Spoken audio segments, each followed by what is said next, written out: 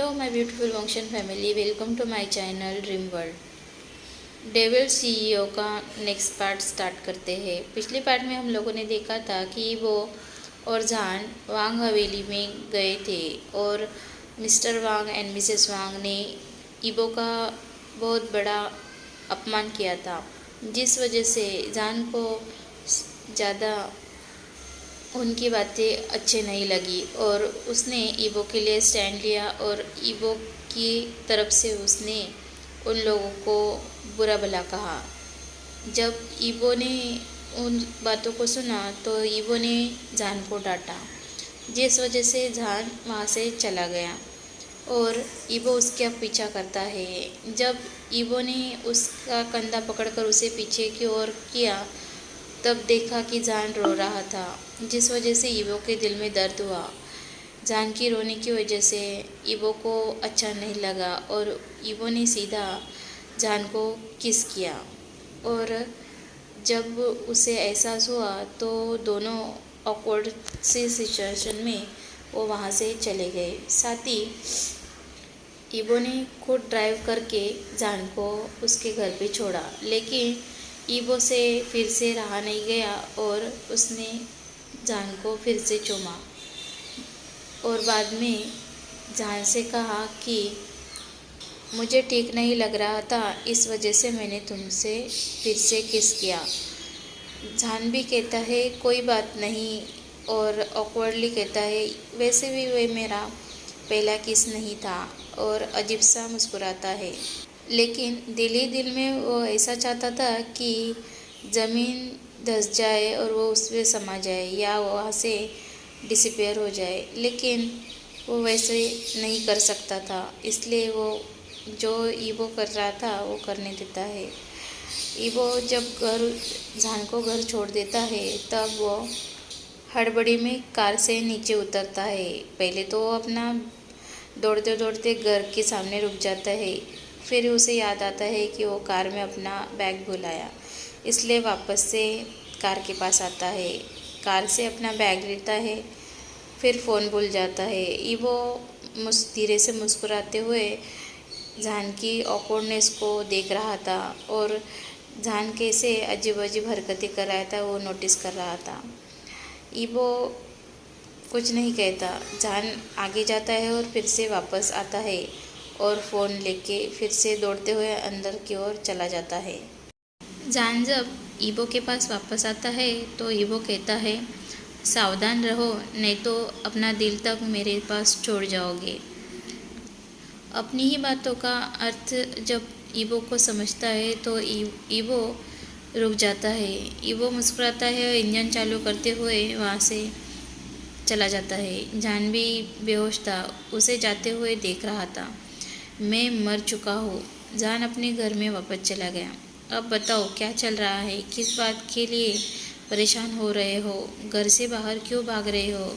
उसकी माँ ने पूछा। कुछ नहीं माँ, कोई परेशानी नहीं है। वह चिल्लाते हुए ऊपर की ओर कमरे में की ओर भाग गया। वो डेविल उसकी जान के पीछे पड़ा हुआ है। वो ज़ोर से सांस लेते हुए बिस्तर पर कूद गया। मैं उस कंपनी में वापस नहीं जा रहा हूँ। एक तकिया लिया और उससे ज़ोर ज़ोर से चिल्लाते हुए अपने चेहरे को ऊपर ढक लिया। ये रेप है, सेक्सुअल हरेसमेंट है, चचेरी बहन है, इसकी हिम्मत कैसे हुई? उसके पड़पड़ाया और उसके होठों को सहलाया। लेकिन यह इतना अच्छा क्यों लगता है? मुझे उम्मीद है कि उसे पता नहीं चला कि मेरा पहला चुम्बन था। उसे आ भरी, उसने मेरा पहला किस चुराया। वो आप फिर से आ भरते हुए अपनी आंखों को तकिए के नीचे ढक लिया। कब सो गया उसे पता भी नहीं चला। टाइम स्किप होता है। अगले दिन कंपनी में वापस चले जाने के बाद ठीक है, उसे करना ही होगा, नहीं तो वो बेरोज़गार हो जाएगा। उसे आखिर उस नौकरी की ज़रूरत थी। उन्होंने सुनिश्चित किया कि वह आने वाले व्यक्ति थे। वह अपने कार्यालय में तब तक रुका जब तक कि ईबो उसे कुछ पूछने के लिए नहीं आया। जैसे ही उसने कमरे में एंट्री की, जान ने सतर्क होकर उसके अपने पैरों पर खड़ा हो गया। ईबो पूरे काले रंग के कपड़े पहने हुए था। एक हाथ उसके जेब में था और दूसरा उसके होठों को सहला रहा था। वह इन सभी एक बहुत गर्म पिशाच की तरह लग रहा था। क्या तुम मुझे ऑकवर्ड कर रहे हो? उसने में होठ एक आलसी मुस्कुराहट में मुड़े थे, क्योंकि उसकी आंखें जान को फिर से उसकी छाती पर आराम कर रही थी। जान की हार्ट बीट्स अजीब तरह से हरकतें कर रही थी। इबो उसके करीब चला गया, उसकी आंखें उसके छीन रही थी। जान ने केवल यह पता न करने के लिए उसकी शिकारी आंखों का पीछा किया। वो पूरे समय टॉपलेस था। मैं इस तरह कैसे समाप्त हो गया आपके सामने?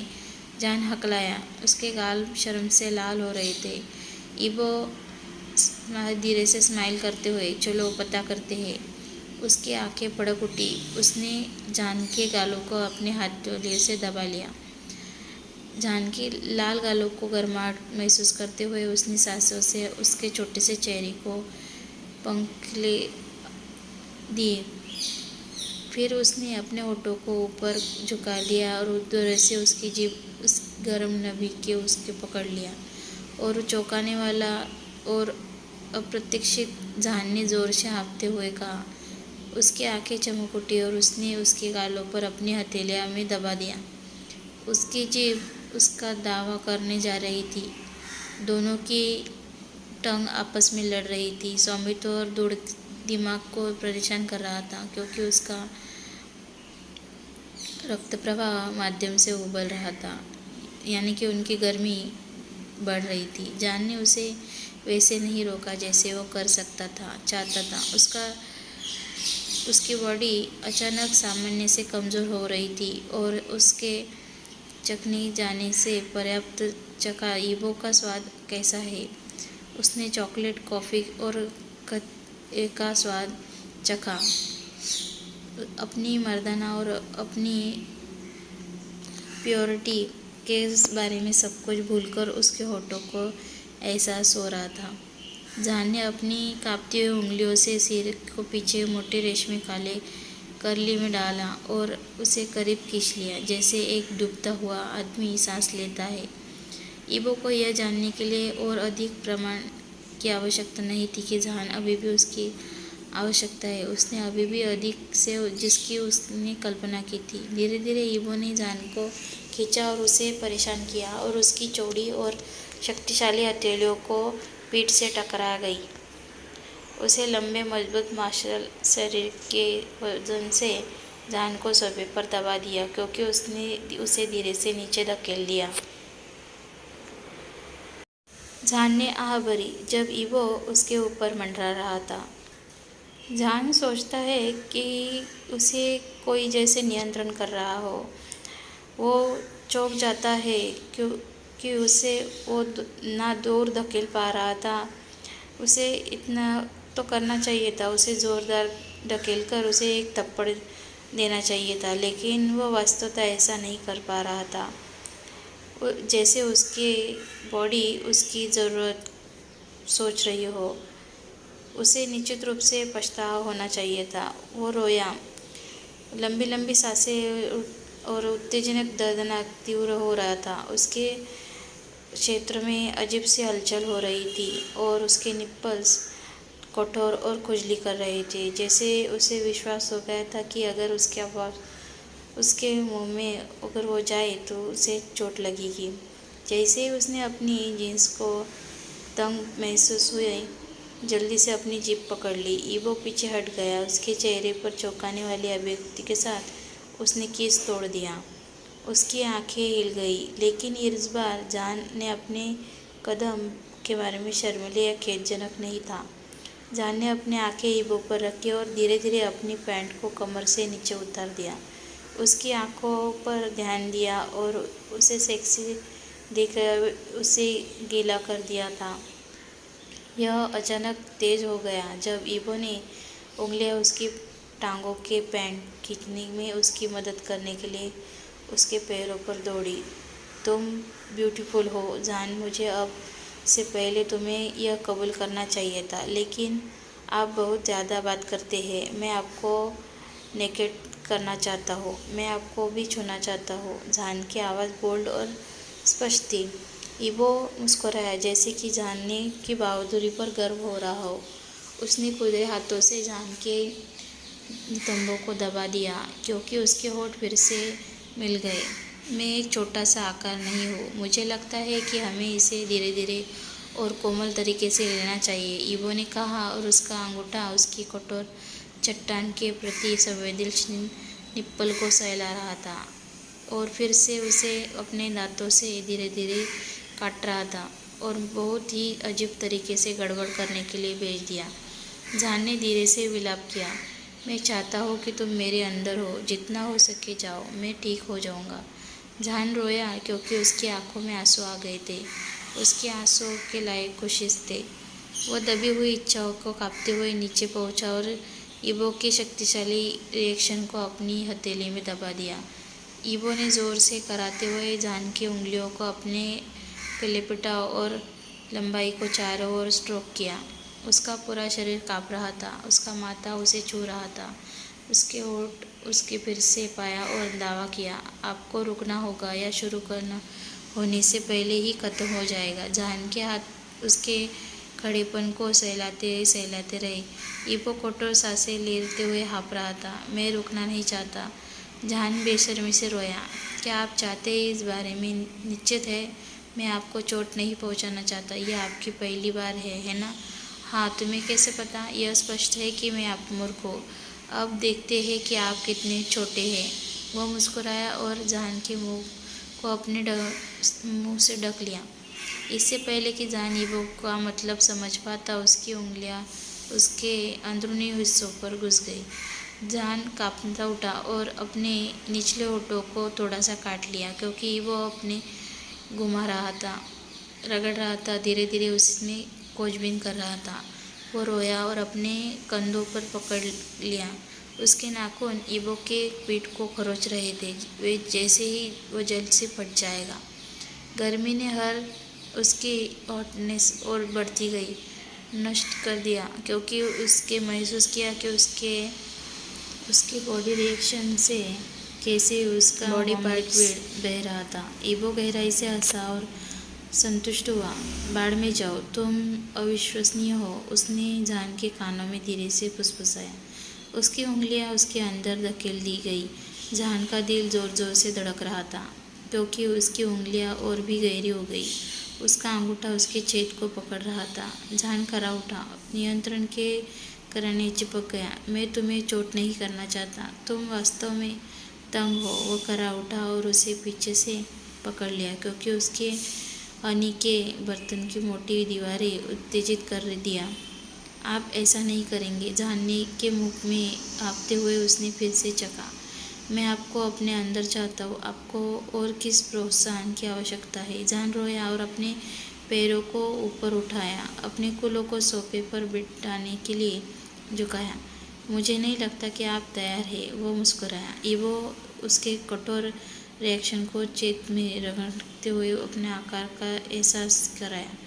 जान हताश में चिल्ला रहा था, ईबो उसे पिघलाकर उसे छोड़ नहीं सकता, उचित नहीं है, बस इसे पहले से ही करो। ईबो ने अपना सिर हिलाया और उससे दूर हो गया। जान विस्मय से अपने भौहें उठाई और उसका चेहरा पीला और खाली था। कहाँ, तुम कहाँ जा रहे हो? वो चिल्लाया। उसकी आवाज़ में अचानक हताशा और तलाश कर रही थी शर्मिंदा था। ईबो मुस्कुराया और अपनी मेज से कुछ लेने के लिए झुका। वह अपनी उंगलियों और चिकनाई के बीच में पन्नी का पैकेट लेकर उसके पास लौटा। जैसे ही वह उसकी ओर बढ़ा, जान ने उसकी शानदार नेकेड और शानदार रिएक्शन को एक और सराहनीय नज़र डाली। लेकिन ये चीज़ें उसकी मेज़ में कैसे आ गई? जान हालांकि विचारों से हटा देता है और इस स्वादिष्ट दिखने वाले आदमी पर ध्यान केंद्रित करना चाहता था। उसने अपने निचले होठों को काट लिया क्योंकि उत्तेजना के कारण उसने सांसें गले में अटक गई थी। ईबो उसके सामने खड़ा था और उस पर मुस्कुरा रहा था। उसने अपने दांतों से पैकेट खोला और कंडोम को रोल किया। उसने जान के कंधों पर हाथ रखा। धीरे धीरे उसने सोफे पर लिटा दिया और उसे पिंजरे में बंद कर दिया। जब तक आप ऐसा नहीं करेंगे, मैं शुरू नहीं करूँगा। वह मुस्कुराया। उसकी आंखें जान के पास कसकर निप्पल के चली गई। वापस भद्दे चेहरे पर आ गई। उसकी आंखें भूख और आनंद के लिए भूख से भर गई। जहान ने देखा कि अगर उसे मौका दिया जाए तो उसकी सवारी करेगा। जहान के लिए वह सीईओ ईवो की तरह नहीं लग रहा था, वह अच्छा था। जहान ने उसे बिस्तर में एक मोटा दोस्त माना था। या हो सकता है कि वो सेक्सुअली बात आती है तो पुरुष ऐसे ही होते हैं, वे अपने वास्तविक व्यक्तित्व की तुलना में अच्छे हो जाते हैं, क्योंकि जहान के पास कभी कोई अनुभव नहीं था। इससे पहले कि वो अपनी शंकाओं को और विचारों के साथ आगे बढ़ पाता, उसने अपने ओठों को अपने ओठों से महसूस किया। वह उठा और वापस चूमा। आपकी ज़रूरतों और संवेदनाओं को शरीर में तांत्रिक और नियंत्रित करने के लिए छोड़ दिया। उसकी उंगलियों ने ईवो को कठोर लकीरों में वापस पाया। मैं तैयार हूँ, जहान ने हाँफते हुए कहा। उसकी आंखें कसकर बंद हो गई। ईवो ने उसे एक बार फिर से चूमा और फिर उसके चिकनाई का उपयोग किया और फिर से उंगलियों के उसके कुलों पर पकड़ लिया और चिकनी चाल में धीरे धीरे जितना संभव हो सके नियंत्रण किया। जान रोया, महसूस किया कि उसका छोटा सा टूट गया, क्योंकि पूर्णतः उसे झंझोर कर रख दिया। ये वो 1 इंच और गहरा हो गया। एक चौंका देने वाली कराह के साथ उसका गला दबा दिया, क्योंकि उसने महसूस किया कि उसके अंदर पट रहा है। एक गर्म सनसनी का पीछा किया। जहान, तुम्हारा साथ क्या गड़बड़ है? अपनी नींद में करा रहा था। जहान ने उसका नाम सुना और फिर अचानक बिजली की चपेट में आ गया।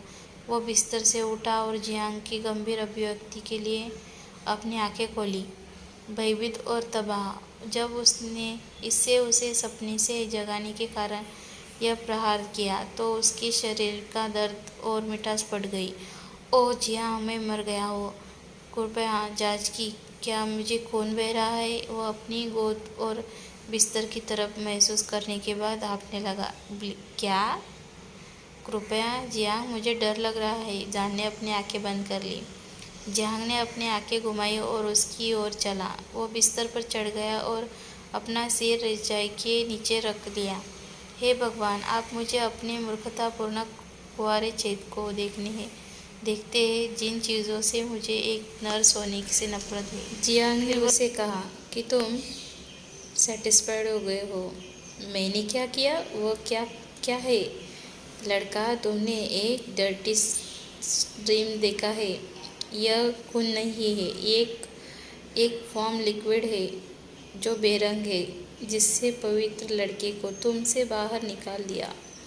ओह जियांग, यह बुरा है। मैंने एक सपना देखा था, वो भी मेरे सी और रुक जाता है। जियांग की आंखें उत्साह से फैल गई। लड़का, तुम नहीं, चुप रहो।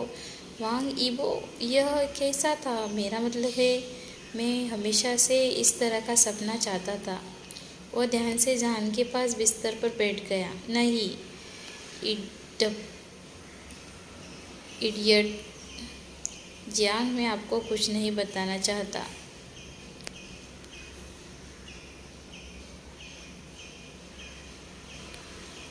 नो, वो जियांग, मैं आपको कुछ नहीं बताना चाहता। मैं कुल अलग व्यक्ति की तरह था। मैं लालच की तरह डरावना था। जान ने शर्म से और पछतावे में अपना चेहरा दफनाने के लिए एक तकिया पकड़ लिया।